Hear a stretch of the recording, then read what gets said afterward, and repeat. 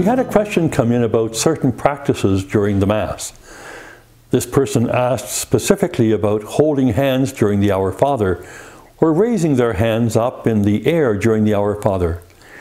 Like many of us, they've seen others do a variety of things during this prayer, and I understand that it can be difficult to know what practice is the most appropriate. This person also asked a similar question about shaking hands at the sign of peace. Over the years, I've heard many questions like this. So let me begin by stating a basic principle. The sacraments and the liturgy of hours are the prayers and rituals that belong to the whole Church. They don't belong to me or any one person or even one community of the faithful. These belong to the universal Church, the whole believing community. Because these sacred rites belong to the whole Church, there are forms and directives from the Holy See that determine how they are to be celebrated. No one person or group of persons has the right to change these or to do other than what the ritual books prescribe. I appreciate how Cardinal Arinze, when he was the prefect of the Congregation for Divine Worship and the Discipline of the Sacraments, put it to us when I was at bishop school. He said to us new bishops, if it says in the ritual book to do it, then do it. If it doesn't say to do it, then don't do it. A simple formula to be sure, and it applies to many things. There was a case recently of a priest in Arizona who for years baptized infants with the words, "We baptize you in the name of the Father, and of the Son, and of the Holy Spirit." Theologically, this was wrong. The proper wording is, "I baptize you, for it is Jesus in whose place the priest was speaking and acting." This seemingly small error was in fact quite huge.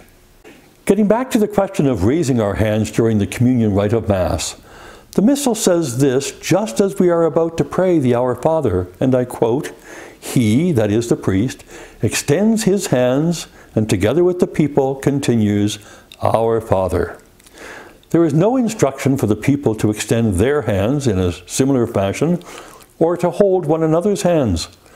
So if we follow the Missal properly, parishioners should not do these things.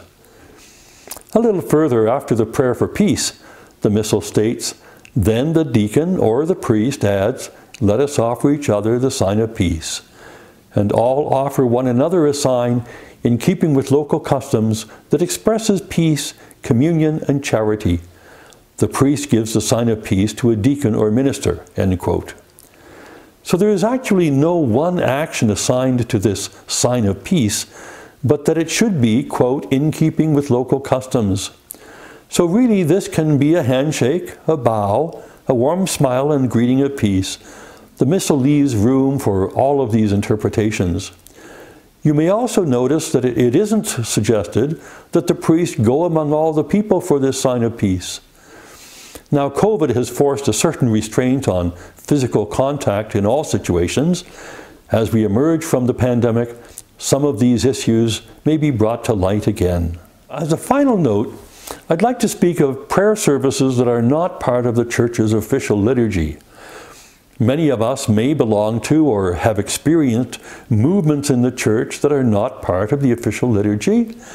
I think especially of the charismatic renewal and many other expressions of faith and devotion that are very close and dear to many people.